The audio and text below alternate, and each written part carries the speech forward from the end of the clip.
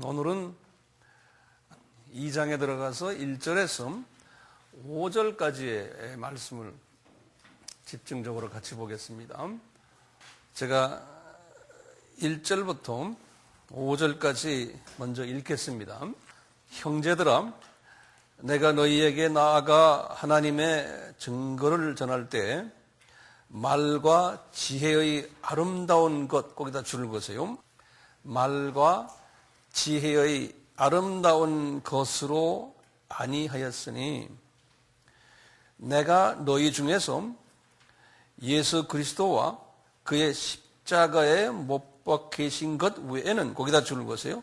예수 그리스도와 그의 십자가에 못 박히신 것, 이것이 뭐냐면은 기독론하고요 구원론이, 소위 신학적인 용어를 쓰면요 기독론과 구원론만 전했다는 거예요. 이번에요 아무것도 알지 아니하기로 작정하였습니다. 내가 너희 가운데 거할 때 약하며 두려워하며 심히 떨었노라. 거기다 줄을 그으세요. 약하며 두려워하며 심히 떨었노라. 이 세 부분이 있어요. 약하고 두려워하고 떨었다는 거예요.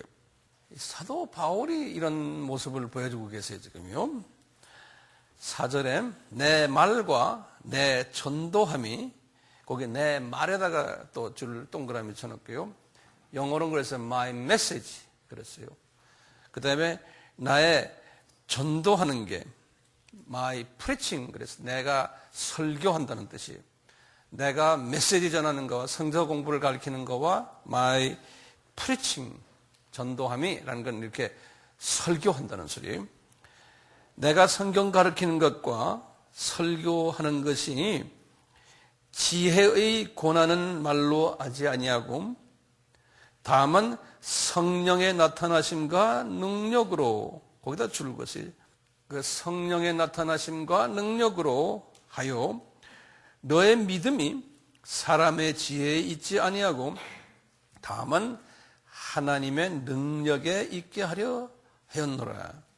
이 부분이, 이 5절이요 사도 바울이 어디나 어느 교회나 가서 복음을 전할 때에 사용했던 그분의 말씀이, 이분이요 이 고린도 교회에 개척을 한 것이 언제였던가요?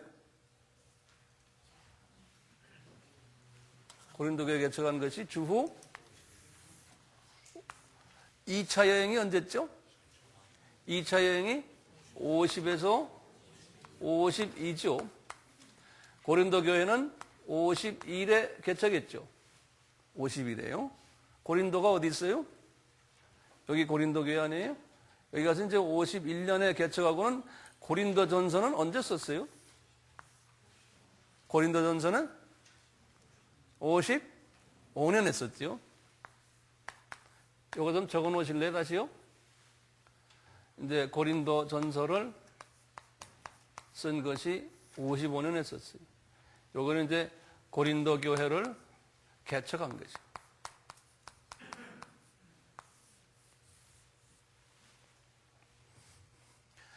이분이 개척하시면서 여기에 몇 년 계셨어요? 1년 6개월 있었어요. 1년 6개월.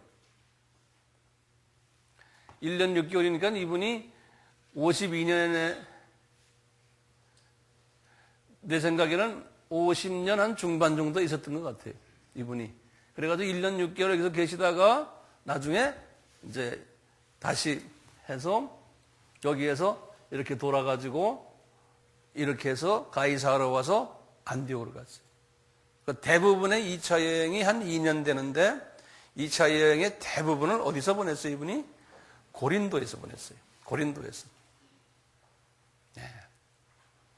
이렇게 하실 때 이분이 거기에서 이제 예수 그리스도의 복음을 전하시는데, 우리는 그냥 쉽게 말하면 복음을 전한다 그러지만요, 이분이 지금 전하는 메시지가 뭐였다는 거예요? 여기 지금 2절 보세요. 뭘 전했다는 거예요? 기독론과 구원론을 전했다는 소리예요. 예. 그 외에는 다른 말을 하질 않았다는 거예요. 그러니까 우리도, 저도 마찬가지, 여러분들에게요, 기독론과 구원론만을 이야기를 해야 돼요. 일단락, 기본이에요. 그 다른 것은 말하지를 않았다는 거예요. 그런데 구원론과 기독론과 구원론을 하실 때 이분이 어떤 스타일로 했다는 거예요? 이 성령의 나타나심과 능력이라고 그랬어요. 그렇게 한국말로는 그렇게 되어 있는데 이게 한 표현이에요. 영어로는 이렇게 되죠. The demonstration이라는 게 나타난다는 거예요. Demonstration of the power of the Holy Spirit. 성령님의 능력이 나타나는 그런 것으로 하셨다는 거예요. 그리고는 거기 분명히 말했죠. 말과 지혜의 아름다운 것으로 안 했다는 거예요. 이 말이 무슨 말이에요? 우리가 지난 시간에요, 세상의 지혜와 하나님의 지혜가 있다고 그랬죠. 그렇죠? 이분이 지금 기독론과 구원론을 말씀하실 때 그것을 세상적인 지혜를 가지고 세상적인 말로서 하지 않았다는 거예요. 예컨대요, 이게 굉장히 중요한 개념이에요. 우리 목사들이요, 이런 것을 말씀하실 때 철학을 이용하거나 또는 문학을 이용하거나 정치, 경제, 유명 인사들의 가르침을 이용하거나 또는 학자적인 지혜를 이용하거나 이런 걸로 하지 않았다는 거예요. 바울이 엄청난 학자인데, 네. 이분은 단도직입적으로 무슨 이야기만 했다는 거예요? 예수 그리스도와 그의 십자가 못 박힌 것 외에는 하지 않았다는 거예요. 얼만큼 오랫동안 했어요? 1년 6개월 동안 이 메시지만 전했다는 거예요. 이 메시지만. 네.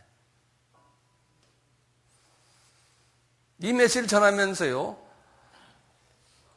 예수님을 만난 사람들 누굴까요? 고린도에서 하나하나 적어보시겠어요? 첫째, 아굴라와 브리스길라예요. 그렇죠? 이 사람들은 어디 출신이에요? 이 사람들은 여기 보세요. 여기가 본도예요. 이게 터키죠. 지금 오늘날요. 터키의 북쪽 지방이에요. 이 본도에서 태어난 유대인이에요. 그러니까 이분은요, 본도에서 태어난 유대인, 이 부부 이름이 아굴라와 브리스길라죠. 이 사람들에게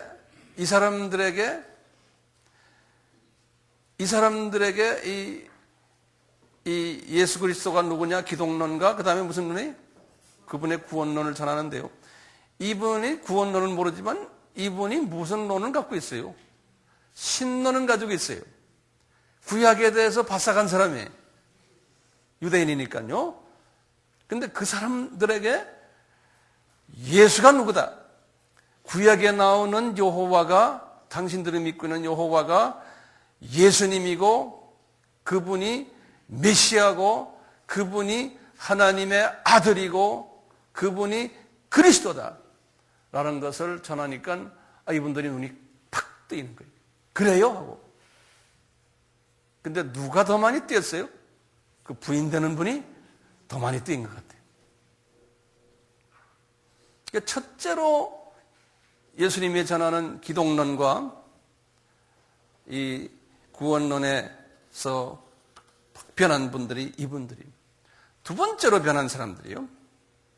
자, 이 내용들을 들으려면 어디를 봐야 되느냐면요, 성서에서요, 우리 다들 지금 그 고린도전서 2장은 딱 접어놓고요. 그 다음에 거기하고 연계된 성경이 어디냐면 사도행전 18장이에요. 그래서 항상 고린도전서 후서는요, 사도행전 18장과 연계되어 있어요.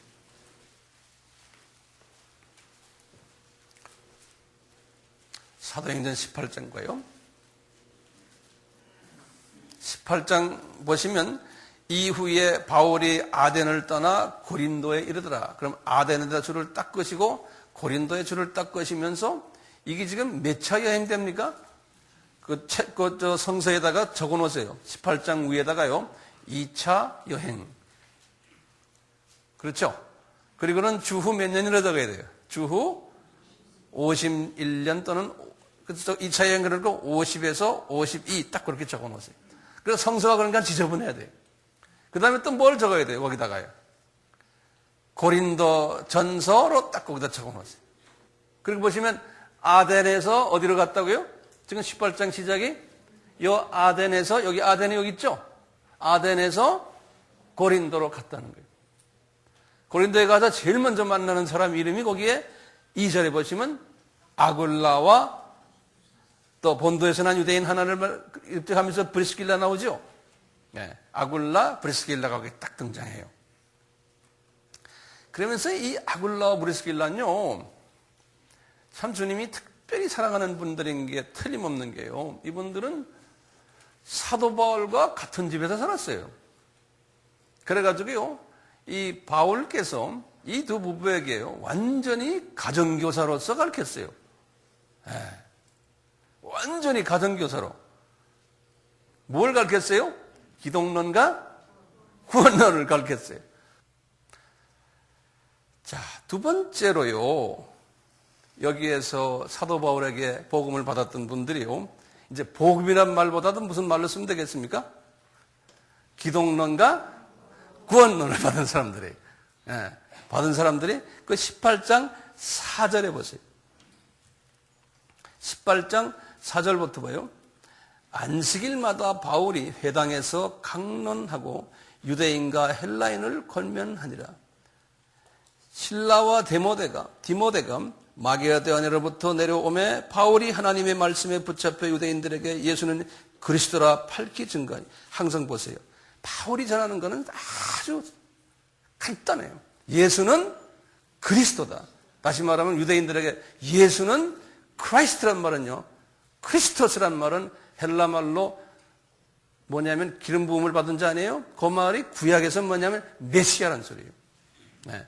그러니까 구약을 믿는 유대인들아, Jesus is Messiah 그러는 거예요. 메사야 그러는 거예요. 그 메시지밖에 없어요. 우리가 전하는 메시지도 그거밖에 없어요. 네. 자, 저희가 대적하여 회방하거늘 바울이 옷을 떨어가로되 너희 피가 너희 머리로 돌아갈 것이요 나는 깨끗하니라. 이후에는 이방인에게로 가리라 하고 거기서 옮겨 하나님을 공경하는 디도 유스도, 거기다 줄을 그으세요. 이 디도 유스도라는 사람이요, 어떤 사람이냐면 거기 유대인 회당이 있는데요, 바울은 유대인이기 때문에 항상 회당에 먼저 들어가거든요. 들어가서 거기에 있는 유대인들과 이제 그리스도의 이야기를 하는 거예요. 그런데 그 회당에 바로 옆에 집이 하나 있는 거예요. 그런데 그거는 헬라 사람이에요. 그런데 이분이 주님께서요, 그 안에 들어가서, 회당에 들어가서 바울의 말을 자꾸 듣게끔 만든 거예요. 그래서 이분이 들어가서 바울의 말을 듣고는 이분이 크리스찬이 된 거예요. 디도 유스라는 사람이에요. 거기 줄을 좀 꺼내요. 굉장히 중요한 사람이 고린도 교회의 아주 핵심 인물이에요. 그런데요, 요 사람만이 아니고 그 다음에 재미있는 게요, 이제 8절 보세요. 그 안에 있는 회당장이에요. 회당장 이름이 그리스보라고 그래요. 거기다 동그라미 좀 쳐놓으세요. 이 그리스보라는 사람이 유대인이에요. 유대인이면서 회당장이니까 높은 분 아니에요? 이분이 기독교인이 된 거예요. 이 기독론을 열심히 배우고 이 구원론을 배우더니 구약에 파삭한 사람이 그냥 예수님이 구약의 여호와가 예수님이구나라는 깨닫고는 이분만이 아니고 이분의 가족이 전부 다 크리스찬이 된 거예요. 여기 보면요. 그러니까 이분이 어떻게 되겠어요? 거기에서 쫓겨날 수밖에 없어요. 그 회당에서요. 이분도요. 그래서 그 후임자 회당장이 누가 됐냐면요. 소스테네라는 사람이 여기 보시면, 소스테네라는 사람이 17절 보세요. 거기다 좀 줄을 그어 놓으세요. 소스테네 18장 17절에 나오죠. 그 사람 이름도 동그라미 쳐놓으세요. 자, 지금 누굽니까? 그러니까 지금 회당장이요. 첫째 회당장 디도 유스도는 회당장이 아니에요. 그 사람은 헬라 사람이에요. 그리스보예요. 그 다음에 이 사람이 예수님을 만났기 때문에 그 다음 회당장이 소스테네인데요. 이 사람도 크리스천이 된 거예요. 이 사람도 소스테네가요. 그러니까 바울이 신나겠죠? 바울이 지금 신났어요. 그런데 지금 여기 보면 바울이요. 그 회당에서 나와가지고 어디에 가서 지금 말씀을 전하냐면 누구네 집이에요? 디도 유스도 집에서 이제 말씀을 전하기 시작하는 거예요. 그러니까 디도 유스도 집이 고린도 교회의 시작이라고 생각하시면 돼요. 그런데 바울에게 밤에 환상이 나타나는 거예요. 9절에 보시면 밤에 주께서 환상 가운데 바울에게 말씀하시되 두려워하지 말며 잠잠하지 말고 말하라. 내가 너와 함께 있음에 아무 사람도 너를 대적하여 해롭게 할 자가 없을 것이니 이는 이성 중에 내 백성이 많음이라 하시더라. 1년 6개월을 유하며 그들 가운데서 하나님의 말씀을 가르치니라. 거기다 줄을 그어서 1년 6개월. 그러니까 이분이 여기에서 그리스도만 전하니까요. 주님께서 이분 보고 핍박이 있을 거다. 그렇지만 네 사명이 있다는 거예요. 이 안에 내 백성이 많다는 거예요. 이것도 칼빈주의죠. 이미 하나님이 예정된 내 백성이 거기에 있다는 거예요. 그러니까 내 백성을 다 나한테로 데리고 가야 되는데 네가 1년 6개월은 필요하다. 이렇게 아마 생각했던 모양이에요. 그러니까 걱정하지 말고 열심히 하라는 거예요. 자, 다시 한번 정리해요. 그곳에서 바울을 통해서 예수님을 만난 분이 첫째가 누구예요? 아굴라와 브리스길라. 이분은 배경이 본도 출신 디아스포라 유대인이에요. 기독론이 약했겠죠. 그 기독론을 잘 가르친 거예요. 그 다음에 두 번째 사람이 누구예요? 디도 유스도예요. 어느 나라 사람이에요? 헬라 사람이에요. 근데 이 사람이 집이 어디예요? 회당, 유대인 회당 바로 옆집에 살아요. 네. 이사를 아주 잘 간 사람이에요. 주님이 그렇게 하신 것 같아요. 이분을 쓰시려고. 그래서 그분 집에 바울이 항상 머물러 계시면서 사람들을 모아서 훈련시키는데 이미 회당에서 회당장 두 분이 그리스도인이 됐어요. 누구 이름이 뭐죠? 그리스도와 그 다음에 소스테네예요. 요 소스테네요. 지금 어디서 이 사건이 일어났어요? 고린도에서 이 사건이 일어났죠.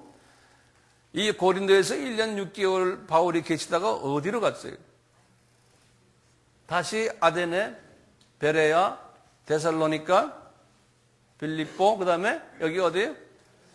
에베소로 가 있는 거예요. 네. 근데 에베소에서 가 있으면서 에베소에서 고린도 전후서를 썼죠? 기억나시죠? 어때요? 그럴 때 고린도 전서를 딱 쓰실 때 제일 먼저 고린도 전서 1장 열어봐 주세요.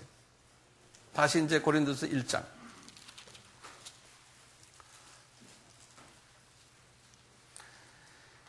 1장 열어봐 주시면 그 인사말에 재밌는 말이 나와요. 하나님의 뜻을 따라 그리스도 예수의 사도로 부르심을 입은 바울 및 형제 소스테네는 거기다 줄을 그으세요. 그러니까 지금 소스테네가 어디 와 있는 거예요? 이미 에베소에 와 있는 거예요. 이건 이 편지는 에베소에서 쓰는 거 아니에요. 그렇죠? 본래 소스테네의 출신은 어디예요? 고린도에서 뭐 하던 사람이에요?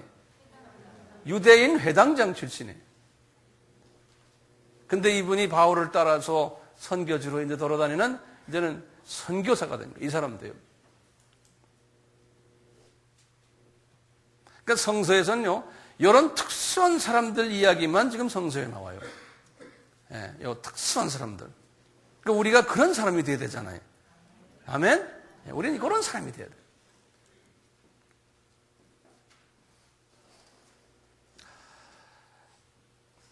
자, 첫 번째, 두 번째, 세 번째로 예수님을 만난 그룹들이 누구예요?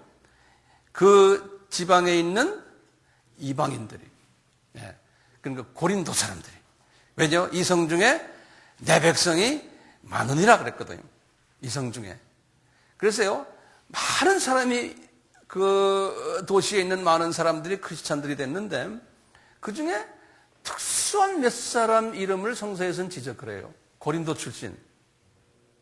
그러니까 우리도 항상요, 많은 사람 중에서 그 특수소수의 사람이 돼야 돼요. 그 특수소수 사람이 누구냐면 첫째, 디도 유스도예요. 디도 유스도예요.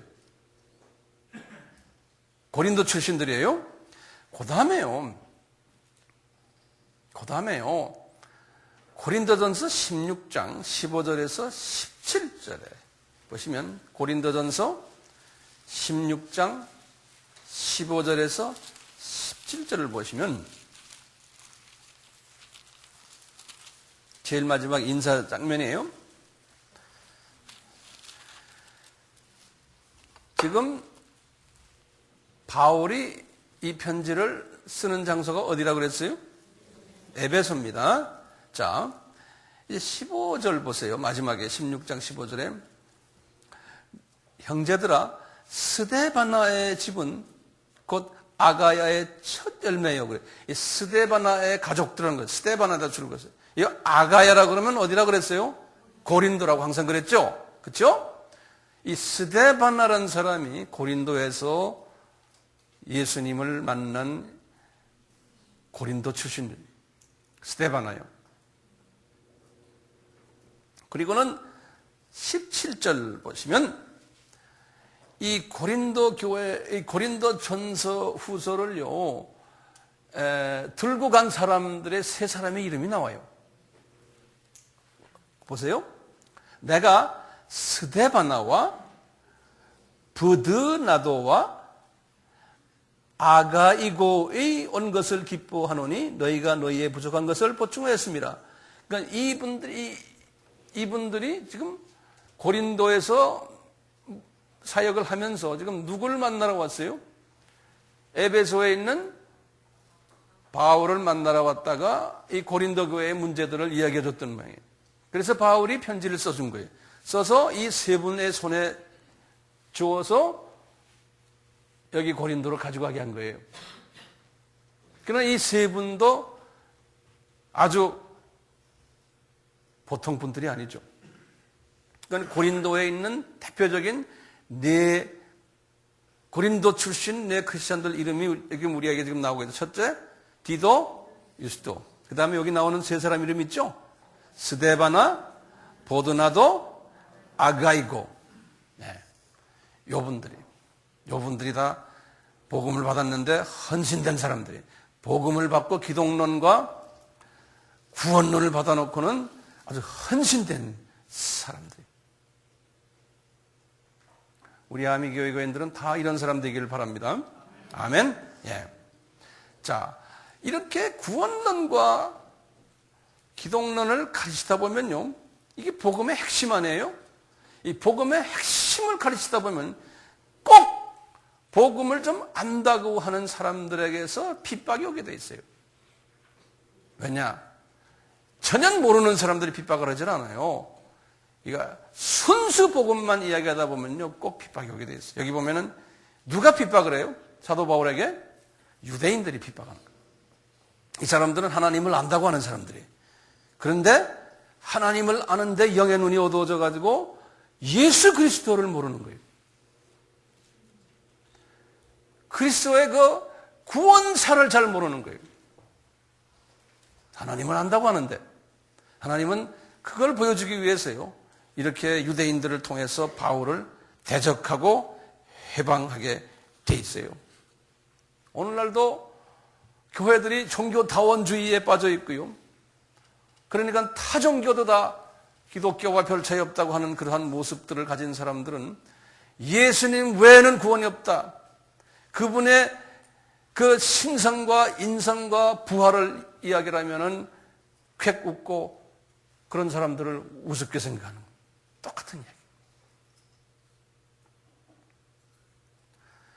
이미 우리 성서 전체를 보면요, 유대인들은 예수님을 볼 수 있게 만들었어요? 볼 수 없게 만들었어요? 볼 수 없게 만들었어요. 소수만 빼놓고요. 그걸 누구한테 먼저 말했어요? 모세에게 가르쳐줬어요. 그거 좀 적어놓으세요. 모세에게 말씀하신 것이 신명기 32장 20절에서 21절이에요. 그리고는 바울도 이 부분에 대해서 고민을 했어요. 바울이 여기 고린도 전서를 쓸 때만 해도 이 부분에 대해서 고민했어요. 왜 이럴까 하고.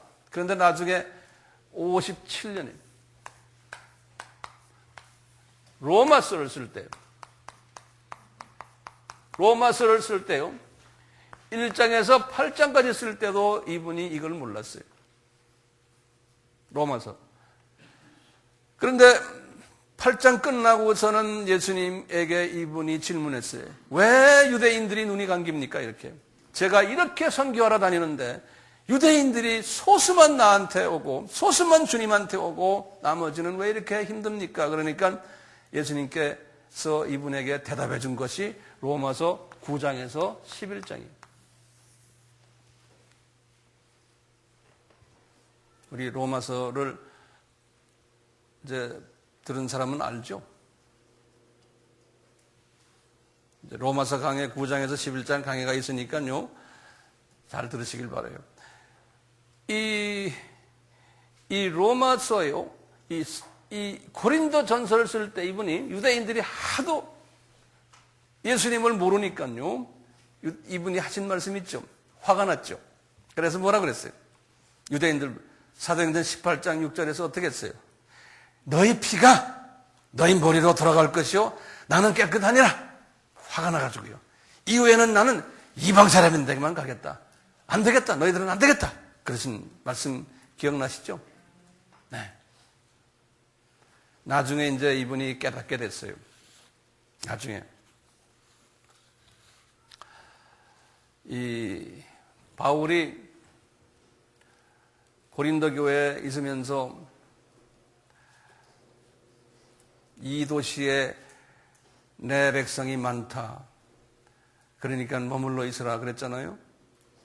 우리 바울이나 우리 사명자들은 그런 소명이 있어요. 소명이 있기 때문에요.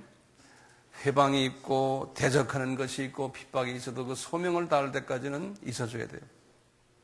예수님이 그랬죠. 바울 보고 두려워하지 말아라. 내가 너희와 함께 하겠다 그랬죠. 똑같아요. 우리도 소명을 딱 가진 다음에는 누가 뭐래도요, 이 소명이 끝날 때까지는 있어줘야 돼요. 이 바울을 통해서요,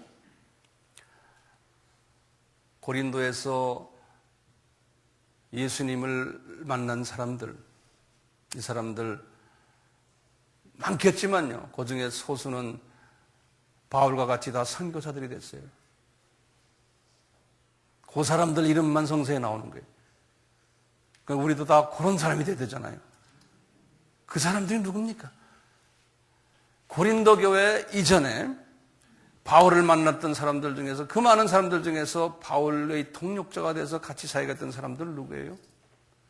그분들은 성서에 이름이 다 나와요.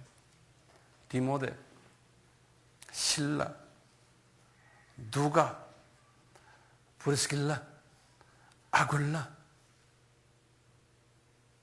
아까 회당장 누구였어요? 네? 소스테스. 또 누구예요? 그리스보. 이거 다 같이 외웁시다. 다시 해요. 디모데. 자꾸 듣기만 하지 말고 외우셔야 돼. 네. 디모데, 실라, 누가, 브리스길라, 아굴라, 그리스보, 소스테스, 두기고, 예? 스테바나, 그 다음에 누구예요?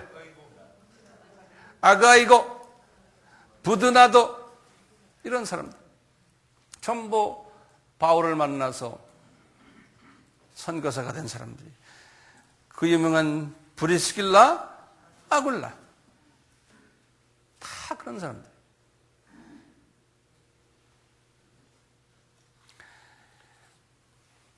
브리스길라, 아굴라는요, 이 기독론하고 구원론이 아주 투철했던 사람들이에요. 그래가지고요, 아주 그 당시에 유명한 신학자 한 사람이 있었어요. 여기 알렉산드리아 출신인데요. 우리 다 아는 아볼로라는 사람이에요. 아볼로라는 사람은, 그 사람도 유대인 디아스포라예요. 유대인 디아스포라인데, 요 애굽의 가장 유명한 도시는 알렉산드리아 출신이에요. 이분이 가방을 들고 여기저기 다니면서 예수님을 전했어요. 이분이요. 그 기독론은 어느 정도 가지고 계신 분이었어요. 예수님을 전했던 분이에요. 학자라고 그랬어요. 예, 말도 잘하고 지식이 능하고, 요 아볼로가요, 학문에 뛰어나다고 그랬어요. 성경에 능하다고 그랬어요. 근데 이분이 에베소에 간 거예요. 에베소에 가가지고 말씀을 전하는 거예요. 이분이 이미, 바울은 에베소를 떠나가지고 이미 안디오로 가 계시고 2차 여행 끝나고요. 여기 지금 누가 남아있어요? 브리스길라와 아굴라가 남아서 두라노소원 자리를 찾고 있는 그때, 이제 3차 여행 때 다시 오면은 두라노소원을 열기 위해서, 이때인데, 어느 부흥회를 간 거예요. 부흥회 가니까 아볼로가 부흥사로서 말씀 전하는 거예요. 딱 들어보니까, 저분이 기독론이 좀 약하고, 구원론도 좀 약하고, 성령론이 특히 약한 사람이야. 딱 보니까. 그런데 사람들은 저분은 대단한 성경학자다 그러고 따라다니는 거예요. 그래서 브리스길라가, 여기 브리스길라가 누구요? 이 브리스길라가 앞장서 가지고 선생님 이리 좀 오시오. 그래갖고는 앉혀놓고 다시 기독론과 구원론과 성령론을 가르친 거예요. 성령론은 분유마 성령님, 그 다음에 뭐예요? 파라클레토 성령님. 그렇게 가르쳤던 이야기가 사도행전 18장 24절부터 보면 쭉 나와요. 그래가지고 이분이 에베소에 있다가 아볼로가요, 고린도로 또 간 거예요. 고린도에 가가지고요, 또 자기 아는 걸 전하는 거예요. 전하다 보니까 이 교회 안에 바울한테 배운 사람들이 있는데, 아볼로가 가가지고 또 거기다가 또 이상한 소리를 하는 거예요. 그래가지고 거기 그 교회가 말이죠, 아볼로파가 있고, 그 다음에 무슨 파 있었어요? 바울파가 있고, 그 다음에 베드로파는, 왜냐하면 베드로는 여기 예루살렘 제일 높은 분 아니에요? 그러니까 여기에서부터 훈련받아서 온 사람들도 여기 유대인 중에 있었던 모양이에요. 베드로파가 있었고, 그 다음에 예수님파가 있었고, 이 교회가 이렇게 파벌이 있었던 거예요. 이 배경 이해가 되겠죠? 네. 그러니까 바울이 그러잖아요. 나중에 이제 우리 3장 6절에서 그러죠. 나는 복음을 심었고 아볼로는 물 주었지만 우리는 아무것도 아니다. 뭐라고 해요? 자라게 하는 분은 오직 하나님이시다. 이런 말씀하실 때 있어요. 제가 이제 때가 되면 그 말씀을 드릴게요. 제가 이렇게 배경 설명을 쭉 하는 이유를 아시겠죠? 네. 그러니까 바울의 제자들의 신학이 어떤 신학이었어요? 기독론이 강했고, 구원론이 강했고, 그 다음에 뭐예요? 성령론이 강했고, 그 다음에 바울의 편지를 보면 성결론이, 그 다음에 종말론이, 최소한 이 5개의 신학 이론은 바울이 강했고 그분의 제자들도 강했어요. 그러니까 바울이 떠난 후에도 이분들이 계속 전했고, 바울이 한 도시에 있어도 나머지 제자들은 여기저기에 가서 바울이 개척한 교회에 가서 그 복음을 전했어요. 저도 그 꿈이에요. 제가 다 못하잖아요. 우리 아미교회 여러분들이요. 언젠가는 나가서 전하셔야 돼요. 그러기 위해서는 공부 열심히 하셔야 돼요. 다 외우셔야 돼요. 하실래요? 안 하실래요? 안 하시면 이게 의미가 없는 거예요. 우리가 이렇게 모여있는 의미가 다 천국 가는 사람들인데 의미가 없어요. 우리는 천국 가는 건 이미 따놓고 주님이 가장 원하시는 일을 하기 위해서 모인 그룹 아니에요. 우리가 교제하기 위해서 모였어요, 이게? 성경 공부하러 하기 위해서 모였어요? 아니에요. 주님의 말씀에 순종하기 위해서 모인 그룹들이에요.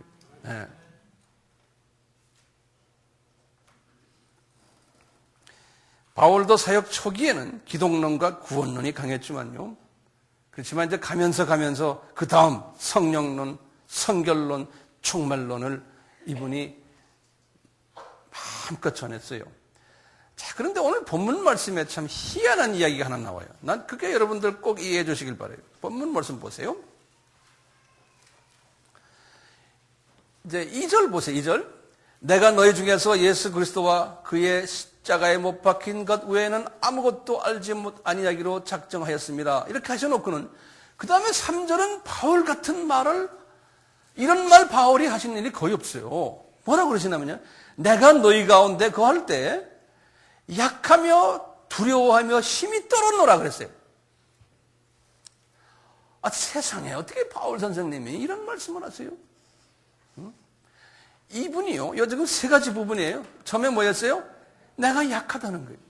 그 다음에 내가 두렵다는 거예요. 영어로는 그래서 I am in weakness, I am in fear. 그 다음에 I am in much trembling. 덜덜덜 떨린다는 거예요. 이분이 유대인들 핍박 때문에 이렇게 떨었어요? 아니에요. 유대인 핍박할 때 이분이 당당하게 그랬어요. 니네들 까불어? 나 너희들 떠난다. 나는 이방인에게 간다. 배짱을 부렸던 분이에요. 근데 뭐 때문에 이렇게 덜덜덜덜 떱니까, 이분이? 무엇 때문에요? 이분이 그 4절에 보세요.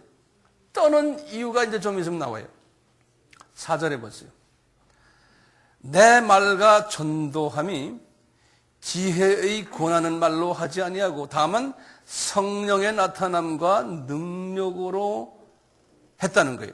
이 떠는 이유가, 이분이 떠는 이유가요. 내가 고린도 교회 교인들이요. 내가 너희들에게 예수님의 기독론과 구원론을 전할 때 내 세상 지식으로 한 것이 아니고 세상적인 방법으로 너희들에게 전한 것이 아니고 그것은 뭐냐면 지혜의 권하는 말이라고 썼거든요. 지혜의 권하는 말은 무슨 말이고 그게 한국말 번역이 그런데 영어로는 이렇게 써놨어요. 영어로는 persuasive word of wisdom 그랬어요. persuasive란 말이 뭐예요? persuade 한다는 건 설득한다는 거 아닙니까? 그러니까 세상적으로 설득력을 가진 지혜를 가지고 내가 한 것이 아니라는 거예요. 그러니까 세상 지혜로 설득하기 위해서 너희들에게 한 것이 아니라는 거예요. 세상 방법으로. 미사여구를 써가고 너희들 이 기독론과 이 예수님의 보혈 사건을 알리기 위해서 내가 너희들에게 세상 사람들이 쓰는 미사여구로 한 것도 아니고 어떤 재미있는 예화를 들어서 한 것도 아니고 이 세상 이야기를 담아서 한 것도 아니고 유명 인사들의 말들을 빌려가지고 거기다 대입을 시켜서 한 것도 아니고 깔끔한 언어 구사력으로 한 것도 아니고 문장 표현도 그렇고 철학사상이나 문학이나 무슨 영화 드라마 이야기를 뽑아서 다른 사람의 명설교를 내가 인용해서 한 것도 아니라는 거예요. 이분은요.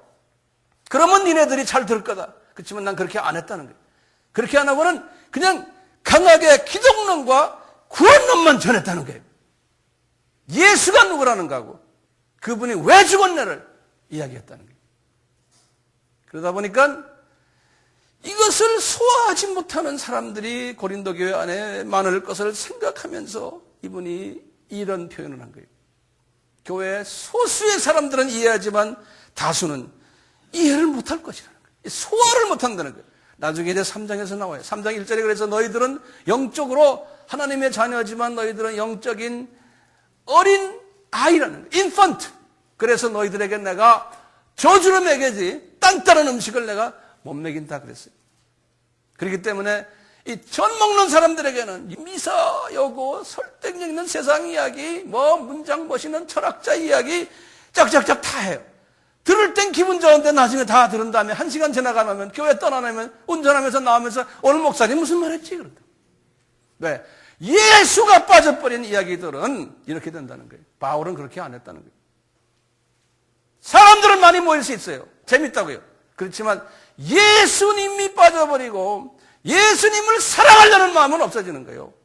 교회는 사랑할 수 있어. 내 교회는 사랑하지만 예수님은 사랑하지 않는 그런 메시지는 전하면 안 된다는 거예요. 바울이 지금 하시는 말씀. 그러니까 많은 사람들이 여기에 대해서 불만을 가질 것을 생각하니까, 영적 어린아이들 생각하니까 이분이 마음이 인간이기 때문에 마음이 약해지고 두렵고 떨린다는 거예요.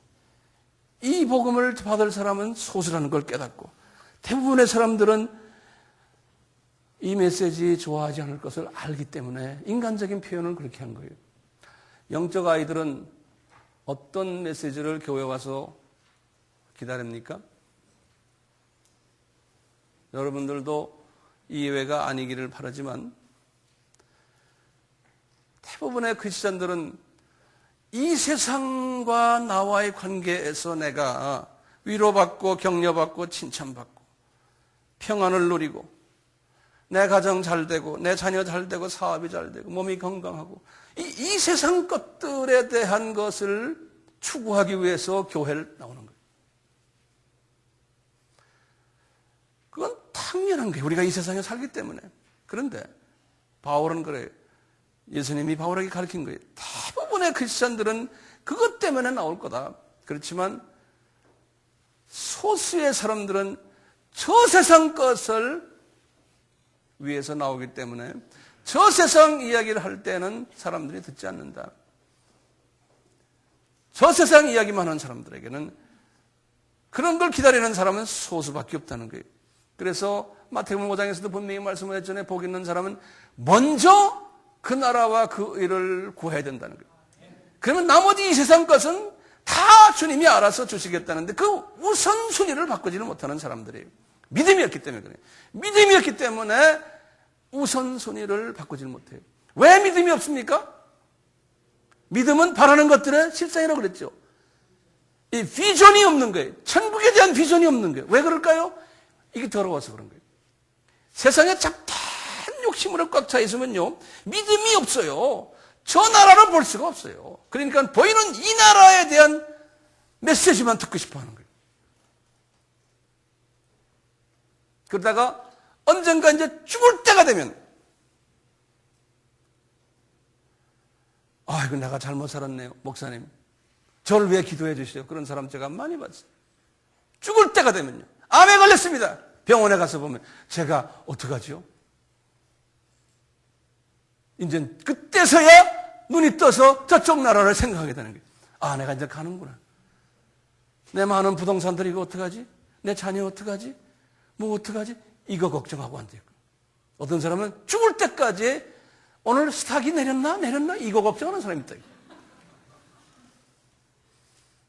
어느 누가 죽었을 때 내가 죽기 직전에 한 3일 전에 갔더니요, 스탁 걱정하고 앉아있어.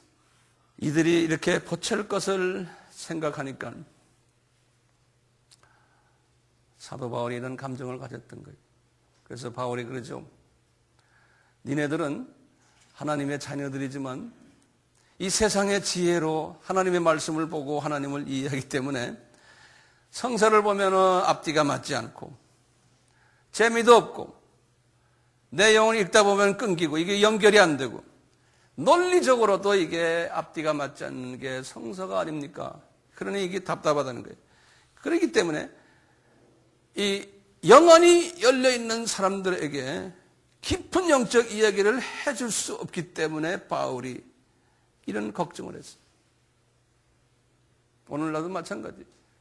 저도 이 교회를 여러분들과 같이 섬기면서 혹시나 이런 사람들이 있지 않을까라고 걱정을 가끔 해요. 그래서 저도 메시지가 어떤 데는 좀 강하지 않게 하려고 노력을 해요. 사도 바울은 이 고린도 전서를 특별히 쓰시면서 고린도 교회가 가지고 있었던 문제들을 다 알면서 이 어린아이들이 많은 부분을 알면서 고린도 전서, 특히 후서도 썼기 때문에 그 보면 전서에 보면 우리가 이제 나중에 다 자세히 보겠지만요.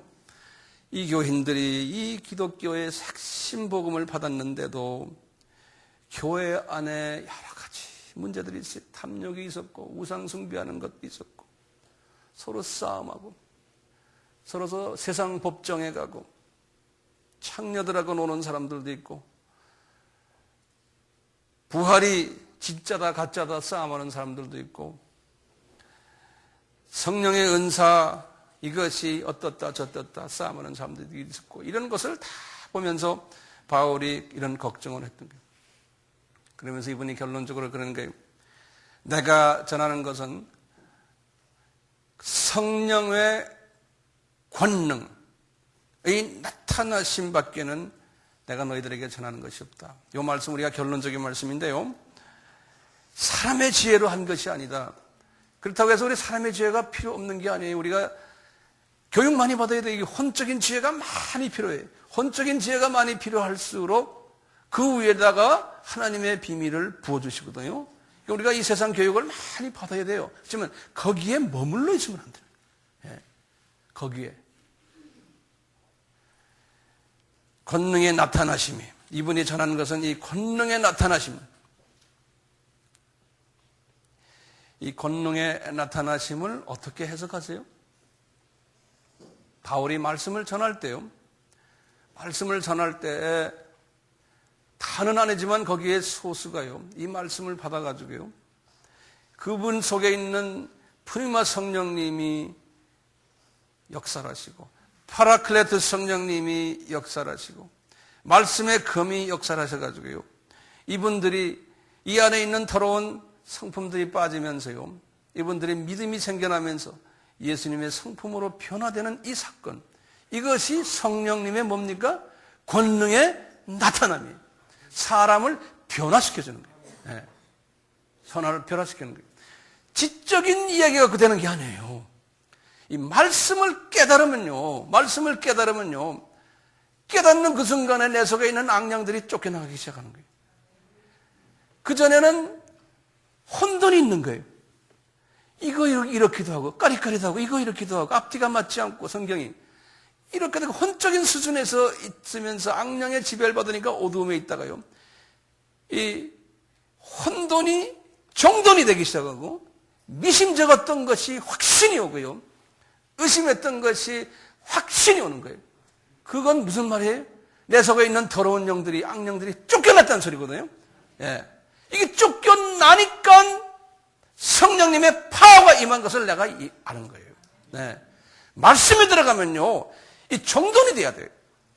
모든 것이 하나하나 조직적으로 내 속에서 정돈이 딱 될 때, 그땐 할렐루야! 이게 뭐냐? 지적인 이해만이 아니에요. 지적인 이해에다가 플러스 영적인 파워가 들어가서 그런 거예요. 그러니까 어두움이 쫓겨나는 거예요. 기독론을 우리가 학습할 때마다 예수님을 더 분명히 알게 되고 그 예수가 신구약의 주인이시구나. 알파와 오메가 되시는구나. 창조도 되시는구나. 나의 삶과 나의 죽음을 한 손에 쥐고 계신 우주의 만유의 주구나라는 걸 분명히 깨닫고 그분과 가까이 가는 것이 기독론 공부하는 게 아닙니까? 네. 구원론도 마찬가지 아니에요. 그래서 우리가 공부합시다 하는 거예요. 똑같이 성령론, 성화론, 종말론. 이런 사람에게는요, 각종 은사들이 나타나요. 30여 가지 은사들이 나의 속에 나타나는 거예요. 지혜, 지식, 믿음, 기적, 병고침, 방언, 영분별력, 뭐 기타 등등 많잖아요. 이 은사들이 나타나면서 그 다음에 성령님의 열매가 맺혀지잖아요. 인격의 변화가 오는 거죠. 예수화되는 거예요. 여기에서 끝나면 안 되잖아요. 인격이 변화돼서 so what? 인격이 변화되면서 나에게 믿음이 들어오면서요. 그 다음부터 지상 계명을 내가 순종하게 되는 거예요. 이 세상에 돈, 명예, 보이는 것보다는 예수님을 더 사랑하는 이런 사람으로 변화되는 거예요. 예수님만 더 사랑하면 거기에서 자동적으로 따라가는 게 지상 명령이에요. 예수님의 지금 우리에게 요구하는 게 뭡니까? 미전도 족속에게 복음 전하라는 거예요. 이건 그냥 따라가게 돼 있는 거예요. 이걸 하는 사람은 뭡니까? 창조의 목적에 부합된 사람이 되는 거예요. 이런 사람은 삶이 변하니까, 자동적으로 변하니까요. 나의 가치관이 변하고, 물질관이 변하고, 세계관이 변하고, 인생관, 삶의 목표가 변하고. 그러니까 누가 시키지 않아도요. 나의 삶의 우선순위가 딱 설정되는 거예요. 먼저 그 나라와 그 일을 구할 수밖에 없어요. 누가 시켜서가 아니에요. 자동적으로 그렇게 되잖아요. 이 고린도 교회에서 변화된 사람들이 우리 명단들 봤잖아요. 브리스길라, 아굴라, 회당장, 그리스보, 소스테스트, 디도, 유스도. 아까 말한 건 다른데. 스데바나, 보드나도, 아가이고. 유대인 출신들이 또 현재 그 교회 교인들이 그렇게 변하는 사건. 모두가 아니에요. 소수가 이렇게 변한 거예요. 이분들은 우리가 천국에 올라가면요. 이제 굉장히 높은 자리에 있을 거예요. 바울의 제자들도 마찬가지예요. 고린도 출신이 아닌 다른 사람들. 누가나, 디모데나, 브리스길라, 아굴라, 디도, 실라, 마가, 루디아, 두기고라는 사람은 이 사람은 이 에베소 교회에 편지를 가져갔던 사람이에요. 이 로마에서요. 로마의 감옥에 있었을 때 옥중서신 썼잖아요. 에베소서. 그렇죠? 그 다음에 골로새서, 그 다음에 빌레몬서죠. 이 편지를 여기서 저기까지 들고 갔던 사람이에요. 이 에베소. 그 다음에 여기 골로새. 이게 함부로 됩니까? 그 당시에 비행기도 없는데요. 이런 두기고란 정말 멋있는 사람이 있냐면요. 여기 빌립보죠. 여기 있을 때 빌립보 교회에 편지 쓴 사람이 누굽니까? 바울이죠. 누가 그 편지를 들고 갔어요? 네? 에바 브로디도요. 에바 브로디도는 빌립보 교회의 목사님이었어요. 바울의 제자예요. 바울이 감옥에 있다는 소식을 듣고는 에바 브로디다가 교인들과 같이 헌금을 모아서 헌금 들고 이렇게 오다가 여기 와서 쓰러져서 다 죽게 됐어요. 바울을 만나자마자. 그래서 바울이 빌립보 교인들에게 고맙습니다 하고 편지 쓴 것이 빌립보서예요. 그 필리포스에 편지를 누가 들고 갔느냐? 에바 브로디도가 들고 갔어요. 이런 소수의 변화된 사람들 바울 주변에 있었어요. 이 원칙은 계속해서 기독교 역사 속에서 이 원칙은 그대로 적용이 됐어요. 오늘날 저희들도 그래요.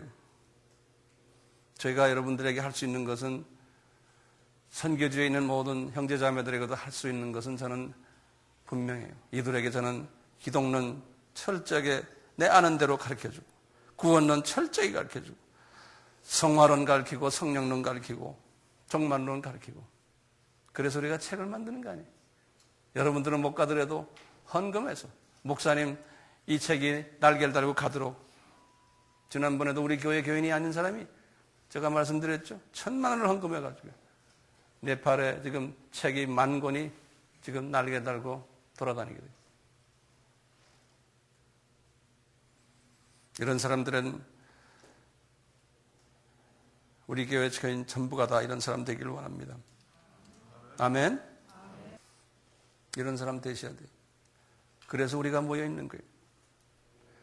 이런 사람이 되면은 성령님의 각종 은사들이 나타나고 예수화되는 인격의 변화가 일어나고 그리고는 가치관, 물질관, 세계관, 인생관 이런 것이 다 변해버리고 우선순위가 변해버리고, 그러다 보면 기상명령과 지상계명에 순종하게 되고 창조의 목적에 부합된 삶을 사는 사람이 될 수가 있어요. 이런 사람은 주님이 약속하신 게 있어요. 너희들 철저하게 이거 하느냐? 그러면 내가 너희들에게 약속한 신명기 28장의 복을 줄게. 이 세상 복 주게. 머리가 되고 꼴이 되지 않고, 내 주변에 있는 사람 나 때문에 다 복을 받고, 돈을 주더라도 꼬임받지 않고, 이런 사람 하게 하시겠다는 거예요. 그뿐입니까? 이 세상에서도 그런 삶을 살다가 저 세상에 가서는 주님이 내가 너를 높이 만들겠다. 이 엄청난 복의 메시지가,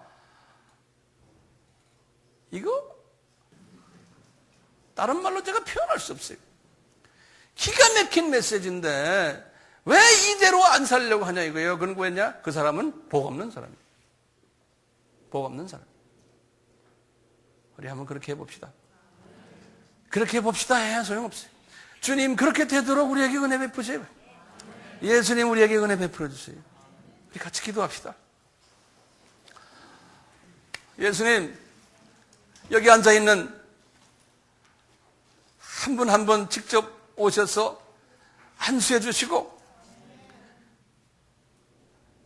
사도 바울에게 줬던 그 엄청난 이 세상과 저 세상의 비밀을 가르쳐 주시고, 깨닫게 하시고, 삶에 적용케 하시고, 순종케 하시고, 창조의 목적에 부합되는 사람 되게 만들어 주시옵소서.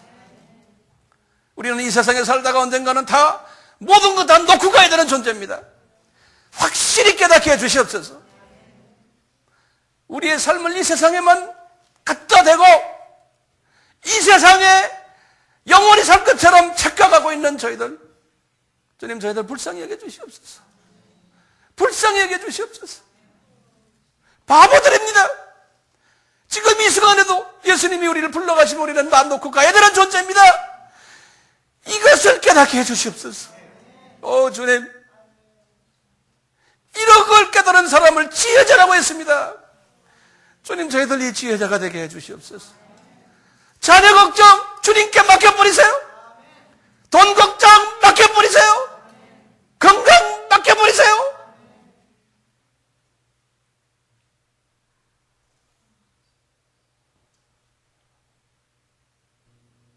성령님 기름 부어 주시옵소서. 우리를 통해서 저 미전도 족속들, 아시아에 있는 미전도 족속들, 우리에게 베풀어 주신 이 은혜가 저들에게도 흘러가게 하시옵소서. 그 은혜를 받은 저희들이 또 계속해서 흘러가게 해 주시옵소서. 예수님이 분명히 바울에게 하신 말씀 기억납니다. 바울이 깨닫고 순교 직전에 디모데에게 하신 말씀, 디모데후서 2장 2절 말씀입니다. 디모데야, 내가 많은 증인 앞에서 내게 들은 바 있지. 이것을 충성된 많은 사람들에게 부탁해라. 모든 사람이 아니에요. 충성된 사람들에게 네가 가르쳐라. 그들이 또 다른 사람들을 가르칠 수 있으리라. 모든 사람이 아닙니다, 주님. 바울에게 배운 디모데가 자기의 제자들에게 가르치고, 그 제자들이 또 제자들에게 가르치고, 이 복음의 메시지가 이렇게 해서 흘러나가는데 저희들도 마찬가지입니다, 주님. 저희들이 충실히 배워서 이것을 또 충성된 사람들에게 나눠주되, 우리 민족만이 아니고 만민에게 이것을 나눠주는 복된 자들 되도록 은혜 베풀어 주시옵소서. 예수님의 이름으로 기도드리옵나이다. 아멘.